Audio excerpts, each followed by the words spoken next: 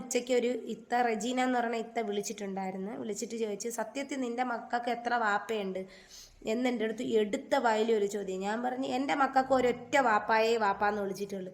നിങ്ങളെ വീട്ടിലാണ് ഈ ഒരു അവസ്ഥ വന്നിരുന്നെങ്കിൽ നിങ്ങൾ ചോദിക്കുമോ ഇതുപോലെ? അപ്പോൾ ഞാൻ ചോദിച്ചു, എൻ്റെ മോനിക്ക് +1 ഞാൻ പറഞ്ഞു നിങ്ങളെ മോനിക്ക് +1 +2 ഉണ്ട്. എനിക്ക് 4ാം ക്ലാസ്സിൽ പഠിക്കുന്ന ഒരു മകളാണ്. മോളെ കെട്ടിക്കാറാവുമ്പോൾ ഞാൻ എന്തായാലും പറയാം. എന്നിട്ട് ഒരു കമൻറ്റ്, എന്നെ ദ്രോഹിക്കാൻ വേണ്ടി ഒരു ഐഡിയ ഇട്ടിട്ടുണ്ട്. മക്കൾ ഇപ്പോഴും ഞാൻ പറയുന്നുണ്ട്, ഒരാളെയും നിങ്ങൾ ഇതുപോലെ കിടന്ന് ക്രൂശിക്കപ്പെടരുത്. ഞാൻ ഇപ്പോഴും പറയുന്നത്, മക്കൾ ഒരാളെ വാപ്പാന്ന് വിളിച്ചിട്ടുള്ളൂ, എൻ്റെ ഷംസുദ്ദീനെ മാത്രം.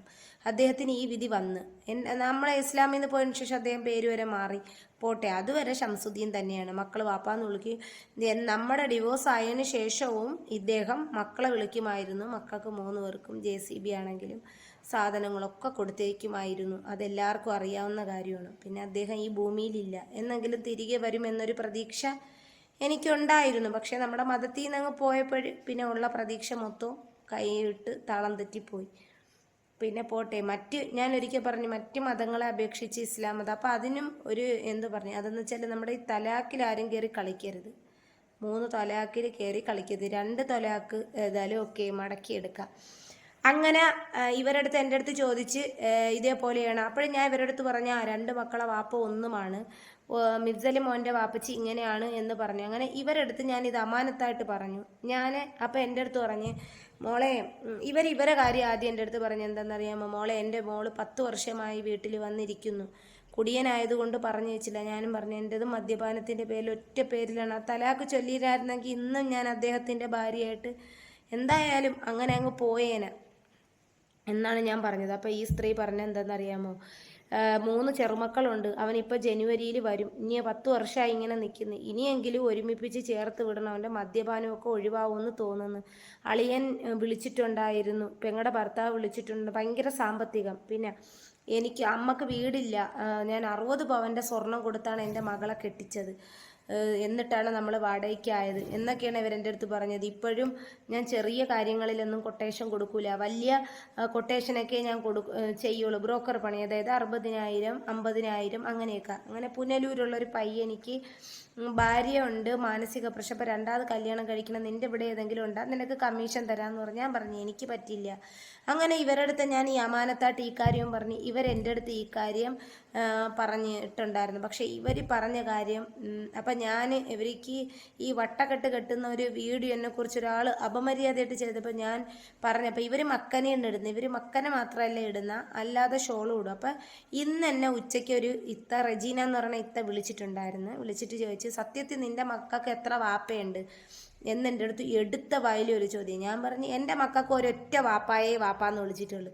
നിങ്ങളെ വീട്ടിലാണ് ഈ ഒരു അവസ്ഥ വന്നിരുന്നെങ്കിൽ നിങ്ങൾ ചോദിക്കുമോ ഇതുപോലെ? അപ്പോൾ ഞാൻ ചോദിച്ചു, എൻ്റെ മോനിക്ക് +1 ഞാൻ പറഞ്ഞു നിങ്ങളെ മോനിക്ക് +1 +2 ഉണ്ട്. എനിക്ക് 4ാം ക്ലാസ്സിൽ പഠിക്കുന്ന ഒരു മകളാണ്. മോളെ കെട്ടിക്കാറാവുമ്പോൾ ഞാൻ എന്തായാലും പറയാം. എന്നിട്ടൊരു കമൻറ്റ്, എന്നെ ദ്രോഹിക്കാൻ വേണ്ടി ഒരു ഐഡിയിൽ നിന്ന് മാത്രം വരുന്നൊരു കമൻറ്റ്. അവർക്ക് യൂട്യൂബ് ചാനലുണ്ട്. അപ്പോൾ അവരുടെ അടുത്ത് ഞാൻ ചോദിച്ചു, പല മക്കളെ പലതിനും മസ്റൂർ ഒരാളെ വാപ്പാന്ന് വിളിച്ചിട്ടുള്ളൂ, എൻ്റെ ഷംസുദ്ദീനെ മാത്രം. അതത്രേ ഉള്ളൂ. പിന്നെ നിങ്ങളാരും എൻ്റെ മസ്റൂറ മോൾക്ക് ഈ ദുഷിപ്പ് പറയണവരാരും സംബന്ധം തിരക്കണ്ട. അങ്ങനെ ഈ സ്ത്രീയോട് ഞാനിത് ഇത്രയും പറഞ്ഞിരുന്നു. സ്ത്രീയുടെ അടുത്ത് ഞാൻ പറഞ്ഞു, ഈ ഒരു കാര്യം പുറത്ത് പറയണേന് എനിക്ക് പൊരുത്തമില്ലെത്താ, നിങ്ങൾ എൻ്റെ കൂടെ അനുവാദമില്ലാതെ ഈ ചുമ്മാ ആവശ്യമില്ലാത്ത എടുത്തിട്ട് കണ്ടന്റ് ഉണ്ടാക്കാൻ വേണ്ടി വീഡിയോ ഇടുന്നത് ശരിയല്ലേ? അത്രയും ദിവസവും മോളെ മക്കളെ എന്ന് വിളിച്ചിട്ട് എനിക്കെതിരെ വീഡിയോ ചെയ്ത ഒരാളാണ്. അത് മാത്രമല്ല, കള്ളം എത്ര നാൾ നിലനിൽക്കുക, എന്തൊരു കള്ളമാണ് പറയണത്, അല്ലെങ്കിൽ നിങ്ങളുടെ അടുത്ത് എന്താ പറയേണ്ടുന്ന, എല്ലാവരും അവരോരോ കാര്യങ്ങൾ പറഞ്ഞു. ഞാൻ ഒരു ഭർത്താവിൻ്റെ കീഴിൽ എന്നപ്പോഴാണ് ഡിവോഴ്സ് ആയതും അപ്പോഴാണ് ഞാൻ ഈ യൂട്യൂബ് ചാനൽ വന്നത്. അത് ഞാൻ ഒരു കാര്യങ്ങളും ഇതുവരെയും പറഞ്ഞിട്ടില്ല. പക്ഷെ എൻ്റെ മക്കൾക്ക് ഉപ്പയില്ല, അതാണ് സത്യം ഉള്ള കാര്യം.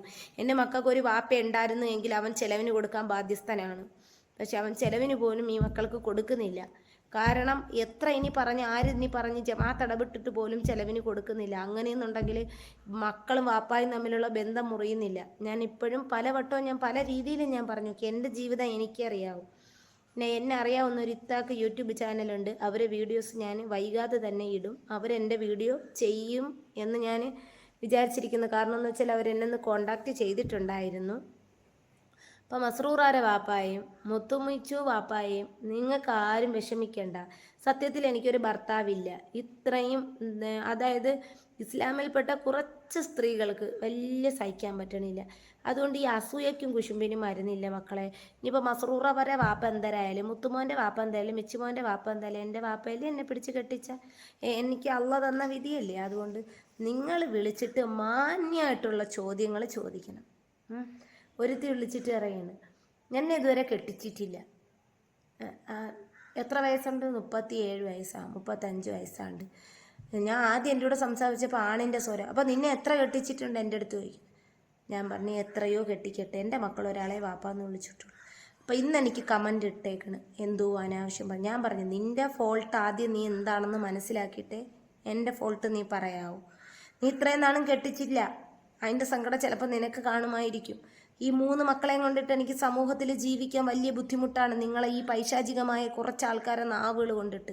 നിങ്ങൾ യൂട്യൂബ് ചാനലിൽ ഒരു ഏണിങ്സിന് തുടങ്ങി, ഞാനും കമൻ്റ് എഴുതി പിടിപ്പിക്കാൻ പാടാണ്. പിന്നെ ഒരു കാര്യമുണ്ട്, എൻ്റെ മോള് ഒരുപാട് പേരെയൊന്നും വാപ്പാന്ന് വിളിച്ചിട്ടില്ല, ഒരൊറ്റ ഒരാളിനെ വാപ്പാന്ന് വിളിച്ചിട്ടുള്ളൂ. ആ വാപ്പാന്ന് വിളിച്ച ആൾ തന്നെയാണ് അവളെ പൊന്നുപോലെ നോക്കിയത്. എത്ര ഇനി എന്തൊക്കെ ചെയ്താലും അവളെ പൊന്നുപോലെ നോക്കിയത്, അവൾക്ക് ചെലവിന് കൊടുത്തതും ഒക്കെ അവളെ വാപ്പായാണ്. അവൾ വാപ്പച്ചിന്ന് വിളിച്ച 3 പേരും ഒറ്റ ഒരാളിനെ വാപ്പാന്ന് വിളിച്ചിട്ടുള്ളൂ.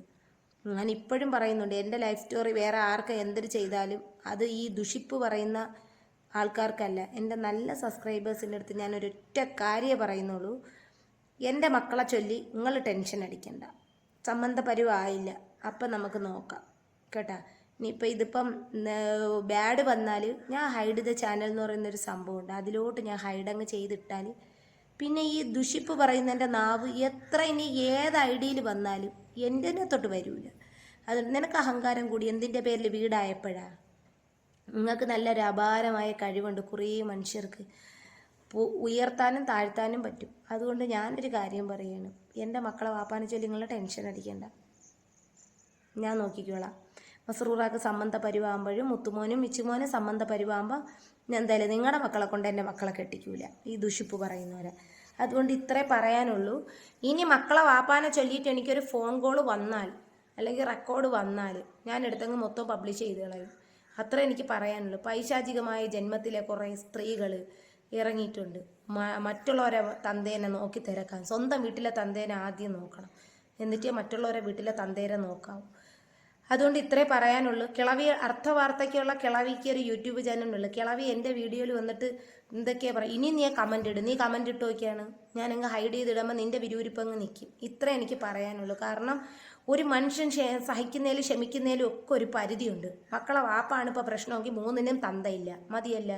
അപ്പം ഇനി അതുകൊണ്ട് എൻ്റെ ഫോണിൽ വിളിക്കുമ്പം നല്ല രീതിയിൽ സംസാരിക്കാൻ മാത്രമുള്ള എൻ്റെ നല്ല സബ്സ്ക്രൈബേഴ്സിൻ്റെ അടുത്ത് മാത്രമേ ഞാൻ പറയുന്നുള്ളൂ വിളിക്കാൻ. അല്ലാത്ത മുത്തുമണികളും മഹതികളും വിളിക്കണ്ട. പിന്നെ ഭർത്താവില്ല എന്ന് പറഞ്ഞിട്ട് നമ്മൾ ചെറിയ പ്രായമാണ്, നമ്മൾ ചിലപ്പോഴേ ഒത്തിരി കണ്ണെഴുതിയാൽ അത് കുറ്റം, കാതെഴുതിയാൽ കുറ്റം, എല്ലാം കുറ്റം. നിങ്ങൾ കുറ്റം കണ്ടുപിടിക്കാതെ ഒരു നന്മയെങ്കിലും പറയാൻ ഒന്ന് ശ്രമിക്കുക. ഈ മക്കളെ ഒന്ന് വളർത്തിയെടുക്കട്ടെ. ഒരു കറങ്ങാൻ പോണില്ല, ജോലിക്ക് പോയി മക്കളെ നോക്കി നമ്മുടേതായ കാര്യം നോക്കുമ്പോൾ എനിക്കങ്ങ് സമാധാനക്കേട്. കുറേ മനുഷ്യരെ കാരണം പറയാണ്ടിരിക്കാൻ വയ്യ. ഇന്നിപ്പോൾ ഒരാൾ കമൻ്റ് ഇട്ടിട്ട് സഹിക്കണില്ല, ഇനിയും വന്ന് നീ കമൻ്റ് ഇടും. ഇനി ആ സ്ത്രീയോട് പറയാനുള്ളതാണ്, കമൻ്റ് ഇട്ട് നോക്കിയാണ്, അപ്പോഴേ ഉള്ളൂ ബാക്കി കാര്യം. കാരണം സഹിക്കുന്നതിന് നമുക്കുണ്ടൊരു മനസ്സ്.